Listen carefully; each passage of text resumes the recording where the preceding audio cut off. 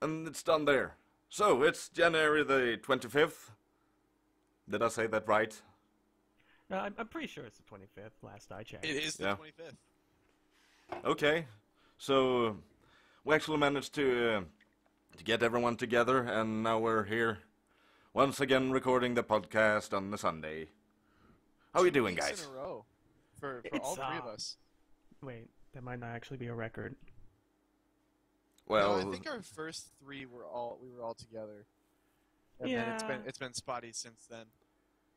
yeah, well, we try to have it up every 2 weeks. I mean, it isn't that it haven't been that hard.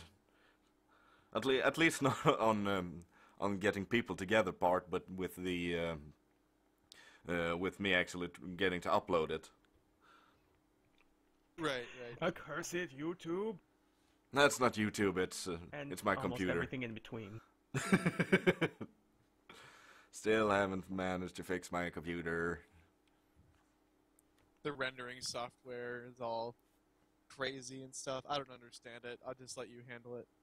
Yeah, and so and therefore we'll have to do it in a kind of live setting, just because, well, it's the easiest way right now to actually get the file out put together. So, as you uh, do. Yeah, but So come how on. are you guys doing? How have the past 2 weeks been for you two? Well, I can start with me. I've been sick. I was bedridden for 3 days. That was fun. I managed to get caught up on some series, and I've been able to play some Dungeon Keeper and Fallout, so that's nice. Good. What about you, Tazzy? Mostly I've been paying attention to the Mafia game I've been running. Other than that, I haven't really done too much in the way of, like, playing video games myself. I've been playing... I've beaten the main story of Metal Gear Rising: Revengeance, but I want to beat the 2 DLC stories before I actually put my true fourth opinion on the matter. As for much else, there's not really too much I want to, really talk about. I started a few games. I got frustrated by them. I learned that I really hate Sonic 1. Other than that, there's not much going on with me. Well, the Genesis Sonic games are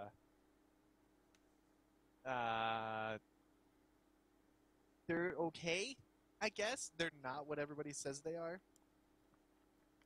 They're Sonic fun 1. games, but they are balls to the wall insane sometimes.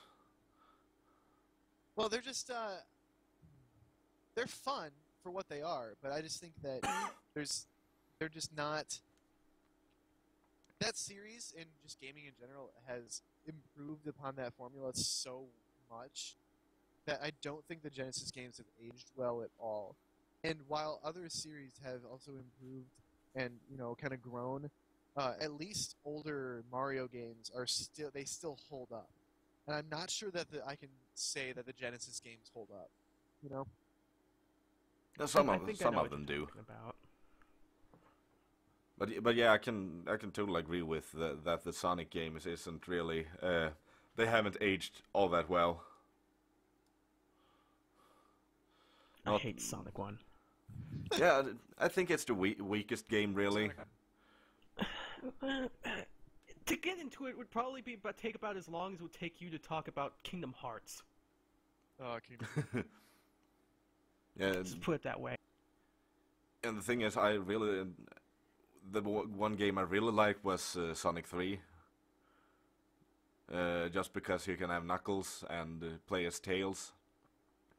Sonic 3 is definitely the best of the 3 Genesis games. Specifically Sonic 3 and Knuckles. I think it's- Yeah, like 2 and 3 are like leaps ahead of like all of like.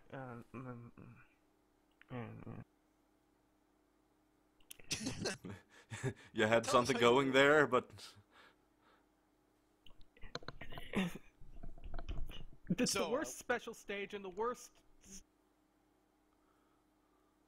What is the special stage in Sonic 1? You appear from, you have to go through like the crystal maze, and it kind of just does the tilting for you, so you have to like hit these random these reverse spots and these speed up and speed down things, but you have literally no control, so if you go at something at just the wrong angle, you'll go right into like an exit thing, and you can't get the Chaos Emerald. And you literally need to get into a special stage in almost every stage, or you're not getting the good ending at all. Man, I honestly don't remember the special stage in Sonic 1 at all. I think I did the math once, and I think you can only miss 2. And you need to get 50 rings and get to the end of a stage to even get into the special stage, let alone the like stuff you need to go through to beat it. Yeah, it's unlike in Sonic 2 and 3, where you can go through it like 2 or 3 times a stage. Right. So Sonic 2 is the one where you have to like jump over the different colored balls, right? That's Sonic 3. yeah. Wait, I thought Sonic 3 was the one with the half pipe. Sonic 2 is the one with the half pipe. Oh, okay. Well, it's a pipe, really. It's not a half pipe. No, it's a half pipe. It's a half pipe.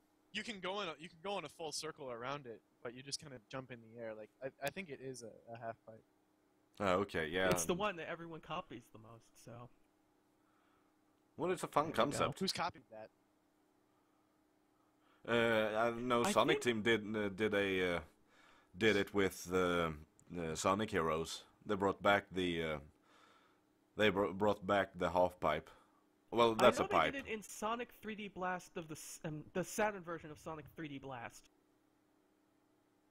Okay, well, I guess I don't really ever consider Sonic 3D Blast when I think about Sonic games, so maybe that's why. You might have only played the Genesis version, which was just you have to stay on this one piece of ground in the sky while you collect rings. I played whatever version was in the Anniversary Collection. I think that's the Genesis version. So. Okay, well, there you go. Getting off my Sonic 1 hate for a bit, there is a topic we wish to discuss here. Yeah, what was that topic again? Because I lost it somewhere. We were going to talk about false depth and false difficulty in video games. Yeah, and unlike how it usually goes with you two suggesting things and me just kind of going along with it, I'm the one that actually suggested it this time, and I have a bit of a reasoning behind that, and an example. Okay. You see, I go through YouTube, and I have a few Let's Players that I'm subscribed to. One of them is Ultra J-Man, and he had recently was like uploading his stream of Amazing Princess Sarah. Now, the game isn't all that, there's nothing really that much to it. It looks kind of bland. The story is just the king is being wooed by demons, and you get taken to the somewhere. I don't think they explain it at all. There is, it has an interesting mechanic where you can pick people, you can defeat enemies and then pick them up. And then when you throw them, they do, they have, different effects. If you pick up an archer and you throw him, he explodes into, 4 other arrows that can fall downwards and hit other enemies. And if you, pick up a bomb guy and you throw him, he explodes. So it has a bit of, a tiny bit of strategy in that respect. And that you have to know what kind of enemies do what when you throw them and how they react when you carry them. That it's not really too much because there's 7 enemies in the game, but there's it has a bit of potential to it, but the problem comes in when you get to the final stage and beat the boss of that stage. You pick up the king, the main villain of the story, of the game, turns into, her second form and chases you down a corridor, and it says, "Well done, but you're not strong enough to fight the greater Lilith. Try to beat New Game Plus." Now, when you think New Game Plus, you think, you're playing the game again with the things that you've gained, and you can level up in that game, but in order to beat New Game Plus, you have to play the game, the entire game, 7 times more. What? Whoa. No difference in the stages. No difference in like what you have to like jump over and the save points or anything. The only difference is in stuff like the first one is you have to run through the stage while getting chased by a spirit. Another one, you're drunk and the stage like wobbles through the whole thing and you do less damage to bosses. There's one where you can't use your sword to damage enemies and you have to pick things up and throw them at people. And like it's stuff like that. It's nothing all that interesting. It's just not a little additional things on top of the game itself, and it's stuff that kind of seems like you could just kind of like stuff that you see and do it with mods in like other games, like being drunk or having something follow you. It seems like there's no real effort to it. The worst thing of it all, however, is when you get to the end, when you get to the final boss of that, when you play through the game 7 times, at this point you're expecting either something amazing to happen, or you're expecting just like some sort of middle finger approach where, I don't know, I wouldn't really know what to expect. Like the princess saves the king and then kicks him down a pit or something. I don't know. But there's nothing interesting about it. You get the final boss and the villain just drops bombs for you to throw up at her. The bombs destroy the ground you're standing on, but there's like you could have just done that from the beginning, and there wasn't anything you needed to learn from the last 7 playthroughs that made that any more or less dangerous. And the ending isn't really all that much to it anyway. You just like the king falls from wherever the villain trapped them, and you just stare at each other. And the princess bows, and that's it. And that's the whole thing, and you're done. And just kicks you back to the title screen after that. So they took the middle finger approach. It wasn't even that satisfying, a middle finger. It was just, it's over. Have a good time. And it was kind of that situation that made me think that how the game just kind of was like, oh, we're too short. Let's take the final boss of the game, move them to like play through 7 and make you go through all this like jump through all these hoops to try and get to the end of it. It's not even that it has its moments, but it's not. The other playthroughs aren't really all that interesting at all. And after a while, it's just boring. You're just doing the same things and fighting the same bosses endlessly until it's not that satisfying. And that kind of what led me to the idea of thinking about false depth. Like, it is a prime example of they only padding out game with practically just padding. Yeah, like there's nothing to like. They literally just took part of the game and copied it endlessly to try and like make the amount that they may ask you to make it more worthwhile. But really, it just makes it more tedious. At a certain point, you have to wonder, like, would the game have just been better if they just took those extra things, made them extra, and just let you fight the final boss? Like, sure, some people wouldn't play those extra playthroughs, but it's a lot better than forcing you into it, I think. Right. That seems really dirty to make you not only be able to fight the final boss after replaying the game, but then making you replay it multiple times. That's a prime example of false depth, because it's just like we clearly don't have enough content in this game. For like the developers feel like they didn't even have enough content to justify a final boss fight. So instead of creating more content, they just rehash what they had already done over and over again. Like that's just silly. Well, I could understand it back in the day because then you had limited memory to work with. So I really don't think that maybe putting another color palette over an enemy is that much of a cheat really. But if they just keep reusing them, just because, well, guys, I'm out of ideas, but we need to make this game longer. Yeah, pretty much. So that's, and usually it doesn't work. It just makes people go, well, this is bland, and boring. Like, yeah, and there's several instances of that. Sometimes, but I mean, like maybe not to that extreme. But That's a pretty extreme example.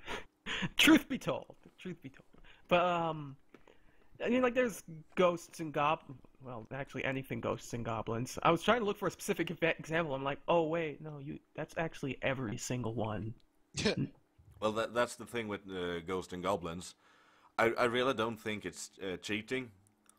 Well, the game is twice as long, but it throws you it throws you another thing you have to do on the stages. Yeah, in that instance, it is like you have to go through the whole thing. Also, there's an item you need to go and get. So, technically, it's not that. It's not just complete padding. It's expecting you to just do this. Now Better. that you've played through the game once, you gotta do it with this other thing in mind. And in that way, it's like it's meant to be difficult. So in that way, I can understand them just being like, okay, you need to master this now before we'll expect you to be ready for anything. Well, then make more content. Like, scale your game correctly so that's not even a necessity. You know what I mean? Yeah, but the main problem here, I think, is that many people measures how good a game is in how many hours it takes to complete. I wouldn't really say that, really. Well, I can understand the idea behind it. Like, I paid such and such dollars for this product. It should give me this many hours of entertainment. But I kind of feel like it'd be better if I like quality over quantity a little bit. yeah. Even for someone like me who like plays to beat and complete games, I prefer a good game to one that's really, really long. Yeah, same. I can't even handle long games anymore. I can basically do one JRPG every summer, and that's about where I cap it. So. Yeah, as I said, I have sat down and played some Fallout just because I've been on this kind of retro binge lately. So I played with Dungeon Keeper and Fallout and everything, and I think Fallout will probably be the only RPG I play this year. Because when I look on the schedule, it's just, yeah, I could do it then, but I know I want to play that game too, and that game, and that game, and the list just goes on. Yeah, it so never ends. just because you have a game that you play for a long time doesn't necessarily make it a better game. No. Just like my example of false depth that I was going to bring up when we brought up this topic. I think that I love Smash 4. I think it's a great game, very well done. The balance between characters, except Diddy, is really great. And it's just a good game. The only problem is that unlocking things in that game is just, it sucks. And I don't mean the characters in stages, because unlocking the characters in stages is actually a lot easier than it has been in past Smash games. I think they were just like, yeah. You go ahead, Drew. Yeah, I just gotta ask: it isn't the same system they used for Brawl? No. Technically? Well, okay, because in Brawl there were two different ways. You could unlock the characters by going through the adventure mode, the Subspace Emissary, or you could unlock them with, your normal arbitrary play for this many hours or do this event with this character. I was thinking more of you had this big wall where you could unlock things by you got some points and then you could the challenges with the glass, and you can break the glass and stuff. That is also in Smash 4. Oh, okay. But what I'm mostly referring to are the custom moves. Oh. Because unlocking custom moves in Smash 4 is just horrendous. And I think the most egregious thing about the unlocking custom moves in Smash 4 is that you can unlock repeat custom moves. Like, if you have all of the custom moves for, let's say, Greninja, and then you go through single player, there is still a chance that you will get a drop of a Greninja custom move. even though you already have them. And so, like, on the 3DS, I'm trying to get all of Peach's custom moves right now, and I've been missing one for, like, a week. And Yeah. every time I do Smash Run with Peach, I'm getting the same custom moves over and over again. It's frustrating. All get out. And it just... They're making you play the game so much to get these things when they could just, like... They can make it at least sensible in a way to unlock these things instead of just random number generator I garbage, really, you know?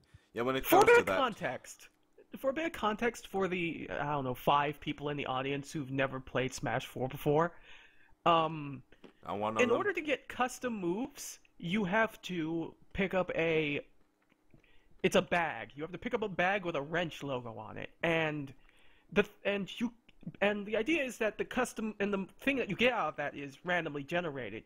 It's not that you can't not just custom moves either. You also, it's that wrench thing that gets you equipment and like customization items, and it's kind of all put under that one wrench bag. And so when you get that wrench in either classic mode or in Smash Run or anything else, it's just there's such a massively wide variety of things that could get dropped from that bag. And none of it really goes away. It just kind of, like, you can still keep getting everything on that list endlessly. Yeah, which is awful. Yeah, I really, when you have those kinds of drops, I really think that the game should just go, oh well, you have this item, so the probability of you actually getting that item again should drop accordingly. I think it does slightly, but not enough, because anything is too much. Like, it should drop entirely, instead of having repeats be available. Yeah, because I'm guessing Something like that. you can't trade the special moves with each other. That's another thing. That's another thing. You can't transfer your custom moves from the 3DS to the Wii U. Like, you can transfer your custom fighters, so you can have all the custom fighters you want on your 3DS and then transfer them to the Wii U, but just because you transferred them over doesn't unlock them on the Wii U. So if you actually want to unlock them on the Wii U, you have to go through this whole garbage process again, and it's even harder on the Wii U. Because the easiest way to do it in 3DS is to use Smash Run. Well, Smash Run's not on the Wii U. You get Smash Tour, which I question as to if it's really all that great.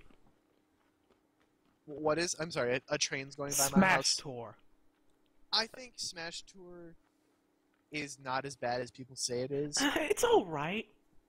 I think if you're with they friends. shouldn't have given you the option of having 3 maps, because the big map is too big and the small map is too small. The medium map is like the only Smash Tour size that's actually an acceptable thing to do.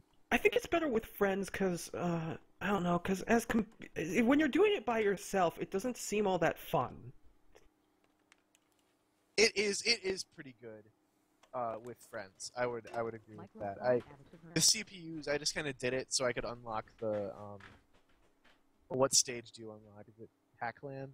No, I don't know. Whatever. That stage. I just wanted to unlock the stage that you get out of it, so I did it with CPUs, and I was like, fine. But when I did it with my brother, I actually found it pretty enjoyable. People were hating on it right away, but I don't think it's as bad as people. It might just be how I am, because when I'm trying to play single player modes and trying to unlock things, I can get kind of upset. But when I play with friends and like bad things start happening to me, I just kind of don't care that much. And you're like, oh, well, that was pretty good. I think I may admit. For the most part. Right. So, yeah, that's my biggest example of false step.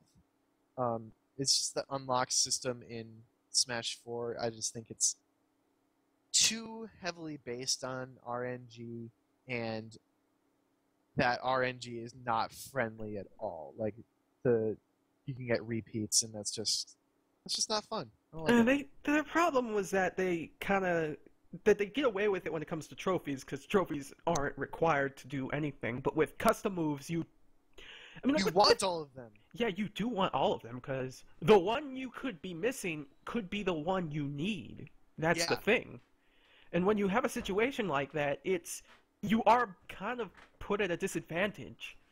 I was trying to get all the Greninja moves, and there's really only one custom move on Greninja that I use. Otherwise, I use his default set, and it was the very last one that I unlocked, and it took me forever to get it. Like, it's just that's the kind of thing that can happen when you have a system that's like this. Yeah, I can see what you mean. And it's frustrating. So, I don't know. Jared, do you have an example of a game with false depth or false difficulty? Well, not much more than the concept, really. I have to think about this one for a while.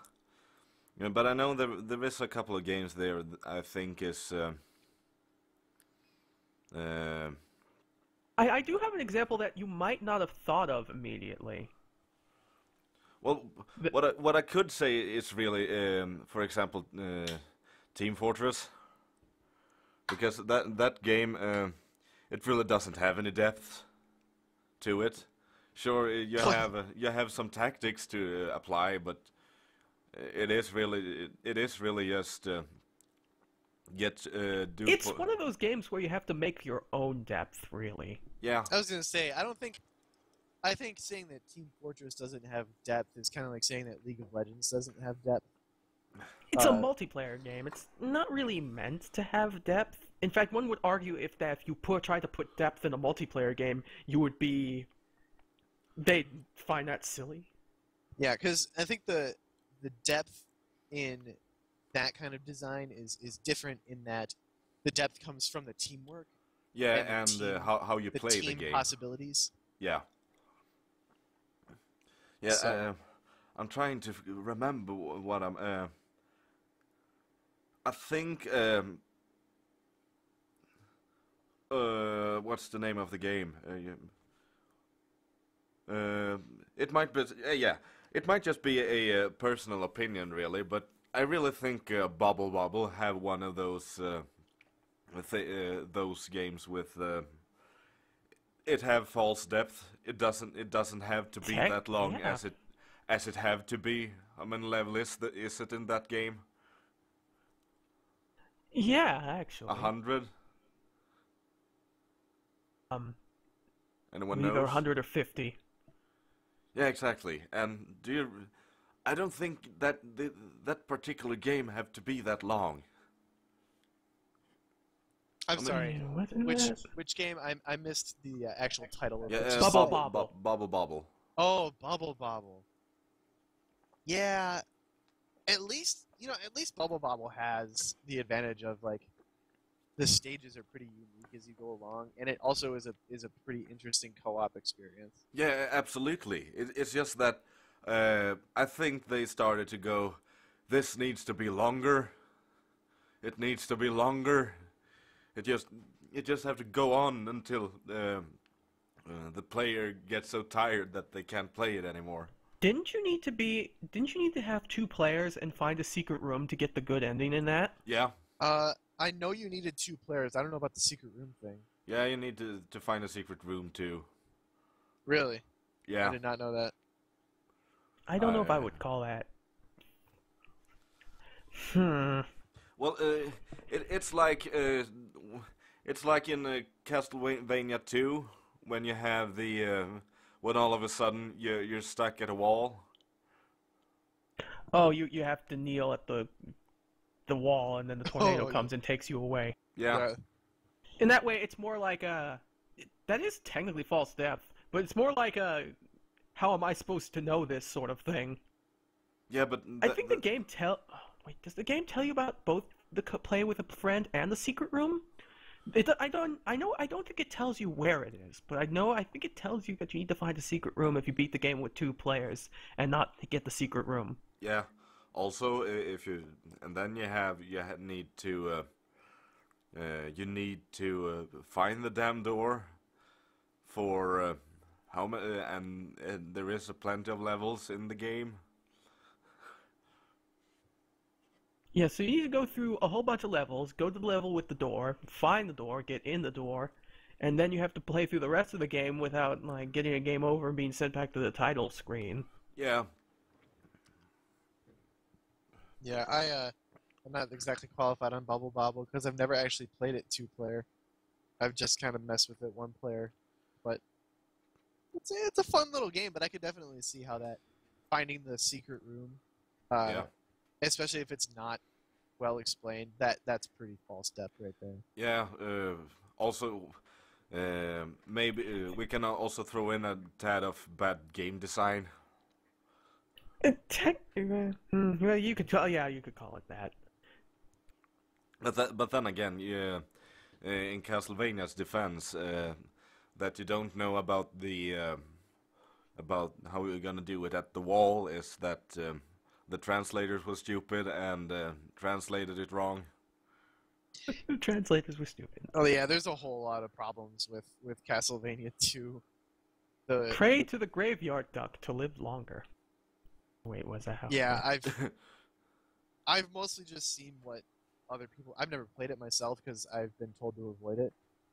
But the localization was definitely a problem with that, and what a terrible night to have a curse, and it's just like, yeah. If you look for Castlevania 2 Redacted, you could like give it a test run and see if you might like it. I've heard that the redacted version of Castlevania 2 is actually pretty legit.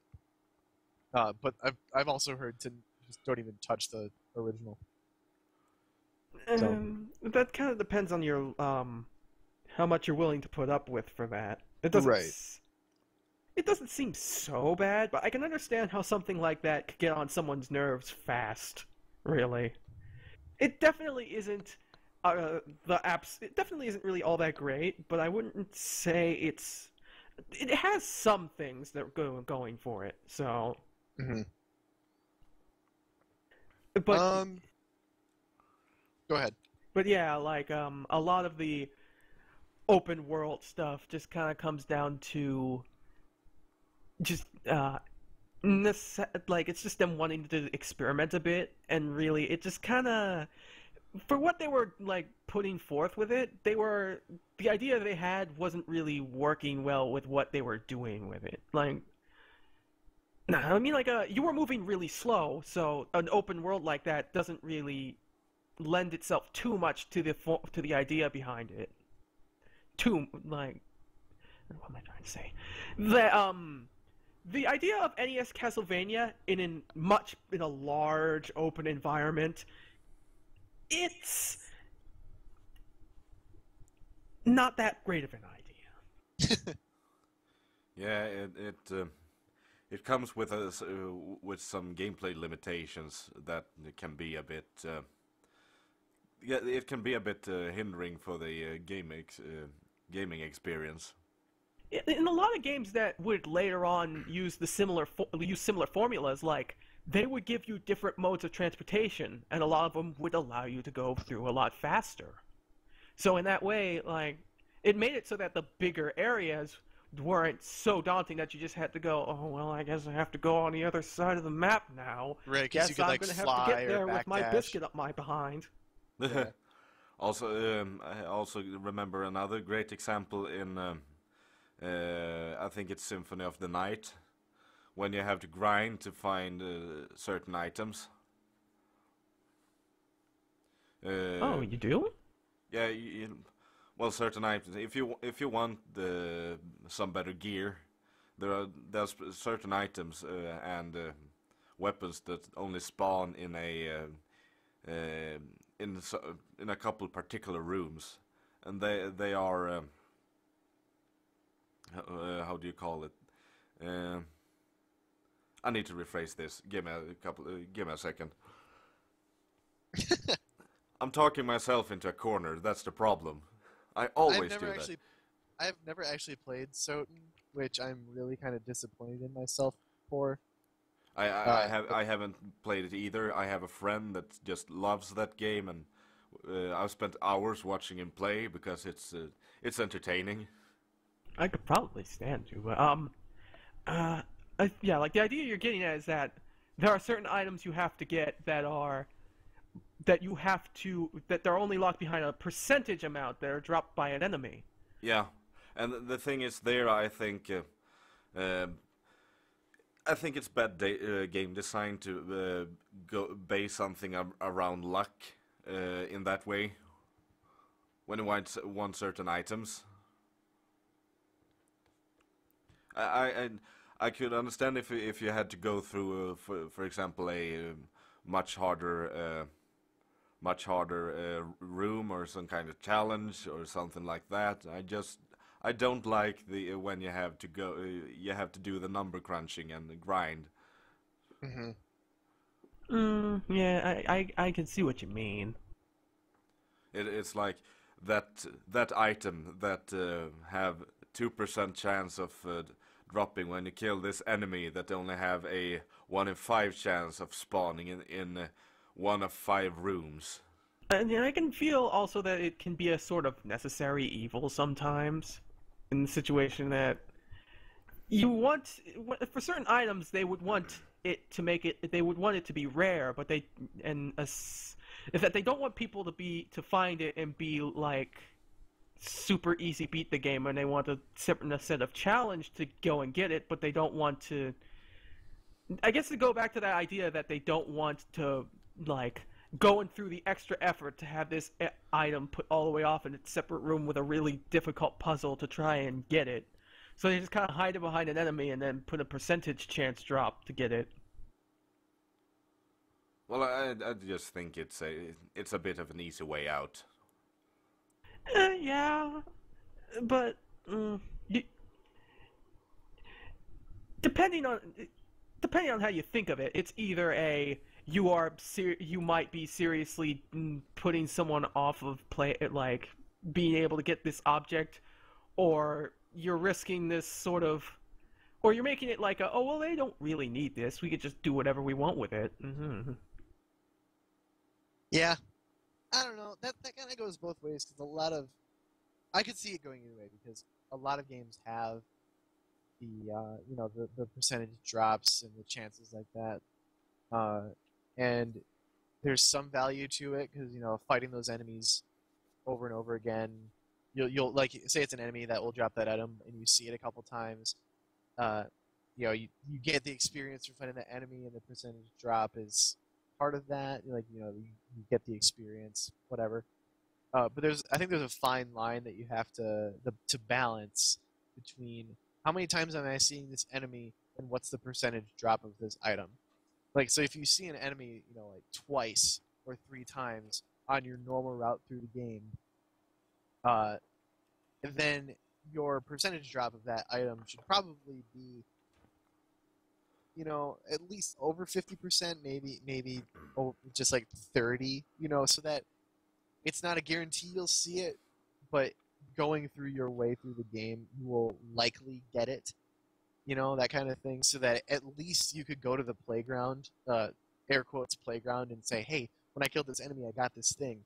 And then somebody goes, oh man, I didn't get that. So they go back and they, after a minute or two of getting it, then they can get it, So it's a balance that I think you have to strike, and I'm not sure if, I've never played Soten, so I can't say for sure what that's like.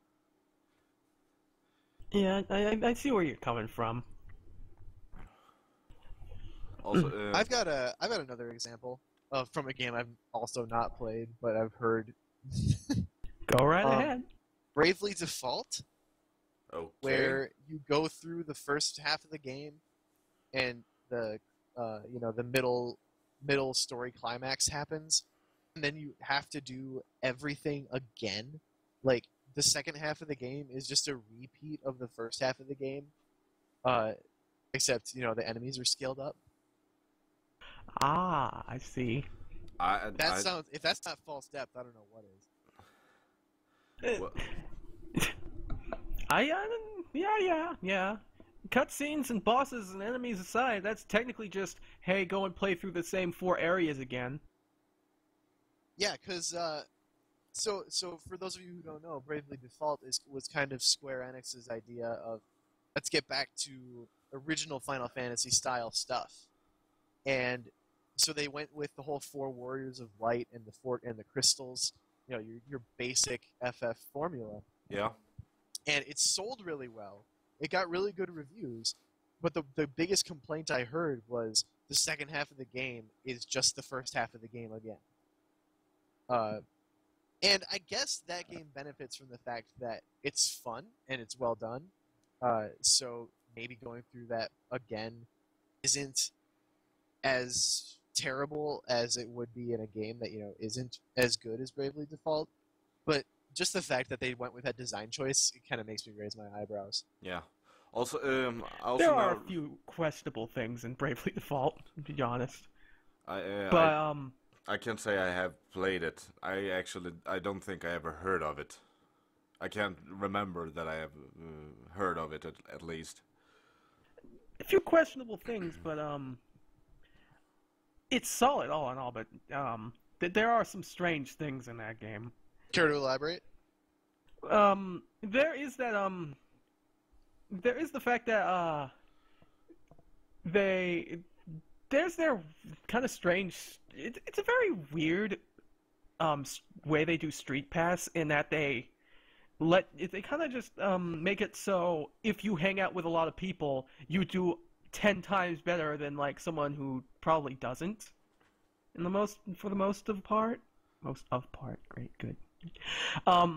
We do English. I think good I here, remember guys. seeing someone doing a playthrough of doing a boss of the game, and they summoned like a level 90 guy, and he just wrecked the face of the boss he was fighting.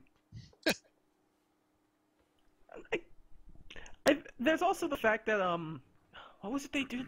Oh right, I think it was I'm trying to talk about their how they wanted you to their little microtransaction thing. What was it exactly? I know it was something that was really useful, and you could get it by basically having your game run on idle for a certain amount of time, and you would get this. I think it was something that allowed you to. What was it called? It was something that would be very useful in a fight, but you don't get too many of them, and you can get some by letting the game run idle for a long time, or you can pay money in order to get these things now. It's very odd to see that in a single-player RPG like that. Yeah, I didn't even hear about that. You can also set the encounter rate. I did know that. Which means that you could very well just. And the idea is that you're supposed to set your own difficulty, but it can kind of be this sort of never fight enemies, only fight the bosses sort of thing. But doesn't that make you underleveled? Like you have to at least have a relatively decent encounter rate to progress through the game at the intended level, right? Yeah, that's what's kind of. I don't know how I feel about the idea of being able to set the encounter rate yourself. Like, difficulty I can understand to a point, because it's... especially if you set it yourself and you get rewards for being a bit more risky. But, I don't know, some of me kind of feels like taking the encounter rate and having you control it takes a bit of charm out of certain areas. Like, the ones that are like filled with enemies and you run into a bad guy like every few minutes or so. Or the one where you kind of take a couple steps and then you just run into the boss fight. Not another boss fight. Another enemy. I don't know. That's just me being really picky. Yeah. It's fine. It's just I don't know. It seems kind of artificial. Yeah. Also, I kind of liked the idea of setting the encounter rate. Yeah, I'm just that guy waving my old man stick in the air. Don't mind me. I do have an example of false step that you might not have thought about, really. Before that, I actually had another example for it, and it's a quick one. We might all. But I think something they did really wrong was in the Legend of Zelda Phantom Hourglass. As soon as you beat a dungeon, you have to go you have to go back to the let's say the big island you start your quest at, go down the basement, and you have another and go down another level, and just keep going downwards every time. It gets a bit repetitive. I've heard a bit about that. I think, yeah, that was really bad. And as bad as that was, the worst part is that they brought that formula back for Spirit Tracks. Oh, really? Okay, so Spirit Tracks, they did improve. I will give them this. They did improve upon it a little bit in the fact that you don't have to go through the whole tower every time. Did they remove the time limit? Yeah, you can jump to the floor, but yeah, that is a pretty good example of one step. And Zelda games, as much as I love Zelda games, this is not. I mean, that's a sin that Zelda games have committed multiple times, namely Twilight Princess, and for that matter, Skyward Sword, where you basically you'd go through the whole area in Twilight Princess as the wolf, get all the tears, and then go through the whole area again as a human. Or in Skyward Sword, you went to those areas, the three areas with the light beams and whatever, in the first half of the game, and then the second half of the game was just going through those areas again and going into a slightly different part of it. So they were just like, we have to use these environments that we've made, and they decided to do it multiple times in a way that I think Twilight Princess is a little bit better with the wolf stuff because at least the gameplay is varied enough. Yeah, but there is a thin line between false depth and engaging gameplay, in the fact that you go through it multiple times, but each time when it starts to feel repetitive, then you just feel like they only padded this out because they had to, basically. Right. Yeah. And personally, I did not. When I first played through Twilight Princess, I didn't feel like it was rehashing, and I didn't feel like it was too repetitive. But I did hear a lot of complaints about that, especially when Twilight Princess was on the chopping block for the Zelda cycle. Oh, okay. When it was hip to hate Twilight Princess. That's one of the things I heard. Okay. But right now, it's hip to hate Skyward Sword right now. Ooh. And Skyward Sword, I think, did a little less good of a job of using their environments over again. It started to feel repetitive in that game. Okay. Yeah. What was your example before I so rudely cut you off, Tacy? Tazzy. I'll try to run through this a little quick. Everyone here knows about Pokemon Snap, right? Of course. Technically, that game is false depth incarnate, really. Like, ooh, I will defend Pokemon Snap to the death. That's not necessarily a bad thing, mind you. You have to play through stages multiple times in order to get to get Pokemon that you miss. You have to go back through an entire stage with a certain object. Throw this you have to go through an entire stage. You have to go through the entire second stage alone with an apple and throw it at this electrode off to the side near the end. So you have to go through the entire stage to get to the next part of the game, and you have to do this at least 2 other times in order to get to every part of the game. Well, you have an unlimited supply of apples and pester balls. Well, yeah, it is true that. But the biggest one, if you want to keep talking, that's fine. But yeah, go ahead. I was just. The biggest part is the second half of the game when you get to the valley and you manage to hit the Mankey with Squirtle shells. And you go off a waterfall and you reach this cabin where Professor Oak tells you, oh, hey, did you notice that Diglett Mountain you were looking at? That's a Poke Sign. There's a Poke Sign in every single stage of this game, and if you find them all, you can unlock the final stage. Oh, yeah. but like I said, that's not necessarily a bad thing because it makes it kind of gives you this, oh hey, there's something else you can kind of do with this. You can go back to these stages, and it basically says that no, it basically is like telling you flat out that you need to go back to past stages and get more Pokemon, Right. like mess around with more items. You know, I actually would disagree with this being false depth. I think that's actually legitimate depth. Because you go through the stage, and you take pictures of what you can, Yeah, of and what you see, and then Oak tells you, like, oh, you know, there's a spot in this level that if you look at it at the right angle, it makes a Pokemon out of the environment. And you're just like, what? So you go back, and you're, like, searching for it, and you're like, man, I totally missed this the first time I went through. And now I see that this is totally different. Oh, and if I throw this apple between these Magmar, they're gonna, like, burn each other, and that'll give me more points. I didn't see that the first time I went through.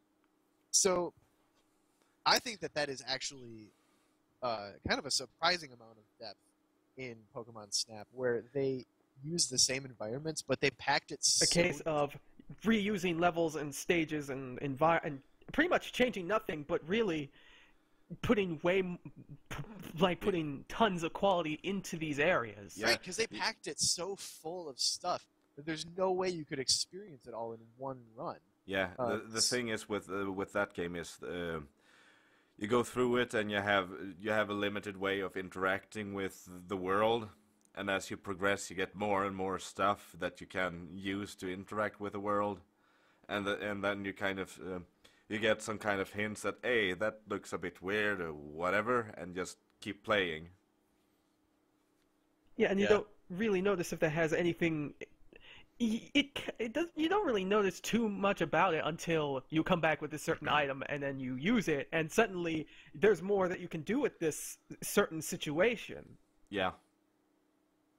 Yeah, so I think that's actually a pretty good example of depth in game design as opposed to false Yeah. depth.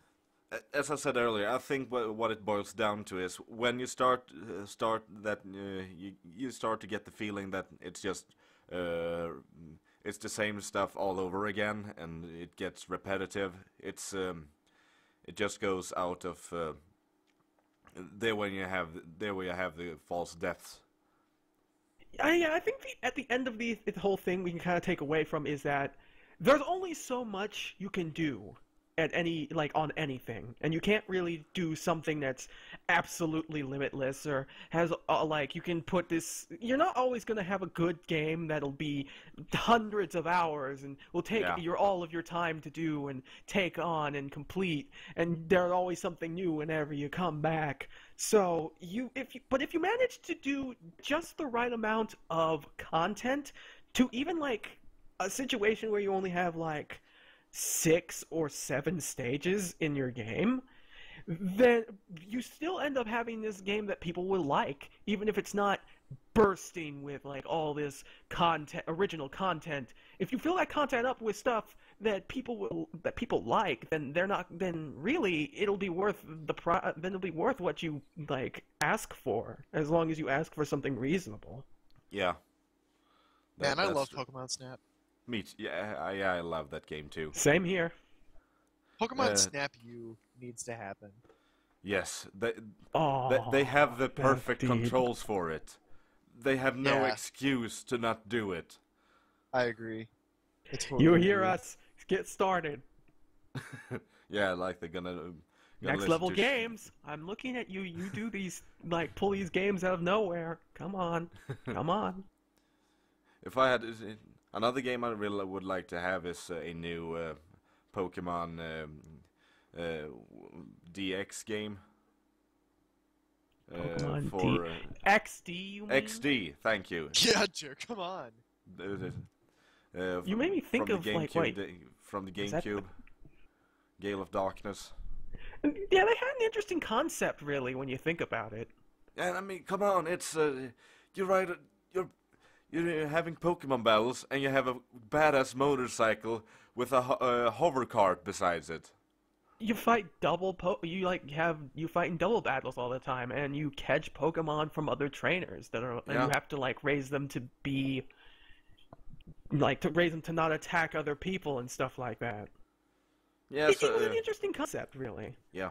The most you could argue was that it was uh, that like the both games kind of had this standard RPGs feel to it, but really it wasn't. If you like kind of look at it right, it does seem it has some good ideas in it, and a lot of them are. I wouldn't really say Coliseum or XD are bad. Maybe a little bland, but I wouldn't say that they're bad. Nah, I think from a Pokemon perspective, they're pretty bad. Oh, yeah, I was trying to be nice. And I think that XD fell short because, especially XD, Coliseum is fine for what it is, but I think XD it takes away the part of the fun of Pokemon, which is the exploration and the finding new Pokemon, and It it was kind of it was kind of taking a different stand on that because I guess I could kind of feel with the idea that Pokemon is the sort of game you're supposed to take on the go, play a little bit, and like it's a game that you can play a little bit or you can play a lot, and it's all about this sort of capturing Pokemon and doing it wherever you want to go, and that just kind of putting that on a console would kind of take away a bit of what makes Pokemon so pick up and play-ish. Yeah. I know. I don't even really think that that's the problem. I think that you could probably have a mainline Pokemon game on a console and have it succeed. Although that's just not what they're going to do because Pokemon is a handheld game traditionally. Yeah. But I think the reason that it doesn't line up with other Pokemon games is because Pokemon is all about like you see another trainer with a Pokemon and you're like, holy crap, that's cool Pokemon. I'm going to go catch that. And you're like, where can I find it? Look in your Pokedex. Search for it. Oh, it's over here. I'm going to get it. And then you're like, I'm going to get a good one of these. And so you get it, and you're like, this one doesn't really have what I want, blah, blah, blah, blah. And you kind of just fine-tune it until you finally find this, like, soulmate. Yeah. This awesome Pokemon, and you catch them all, and it's fulfilling. Yeah. XD. Yeah, I can see that XD and Coliseum, by extension, is really just kind of like they give you this pool of Pokemon that you can have, period, and you're just kind of expected to just make a team out of this. Correct. And one of the things I hate the most about XD is that you see other trainers with Pokemon that you can't catch in the game. So, there's I don't know, let's say that another trainer has a friggin' Golbat, and you really like bats, and this is your first time playing a Pokemon game, and you're like, where do I get that? And they're like, oh, you have to buy a completely different system and a completely different game to get that one. Like you can't even trade. You just have to do it yourself. Yeah. Yeah, when you think of it like that. It is a kind of a dick move right there. Also, I just realized something. Something other I feel really is a false depth thing in a game. But did anyone of you play Metroid Prime Hunters? I played the demo. I also played the demo. Okay. Yeah, I actually have the whole game. And I'm a bit split on it because after you defeat you're on a couple of different planets. And the thing is that when you beat one of the bosses, you have to run back to your ship on a timer, and along that road you're gonna have to fight one of your opponents also, because you're like one of 7 bounty hunters gonna try to participate in this thing that's going on. Right. And the thing is, it's a Metroid game. You kind of expect that when you're done with a place, it's gonna blow up one way or another.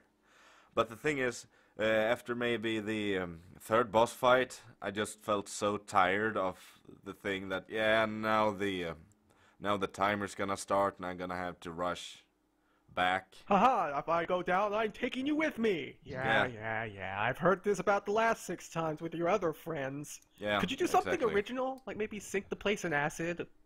or something. You don't have to blow up every single. Yeah, and the thing is, if you go back to the level after it, it's just fine. The boss room is fine, so I really think they could have done a bit more with that. There's a reason they wait till the end to blow up the base. Yes. Because they actually don't have to make the blow up base like design when they blow up the base. Yeah.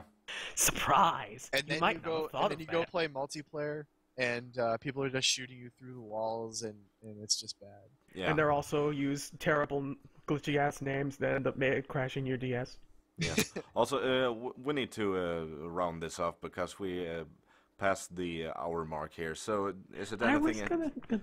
Do you guys have anything other to talk about? Because I can go for another couple of minutes. I exhausted my options mostly, so. I can't really think of a whole lot at this point. I'm sure that when we post this, maybe some other people will come up with some ones we didn't think of. I'm sure there are other examples, lots of examples, Yeah.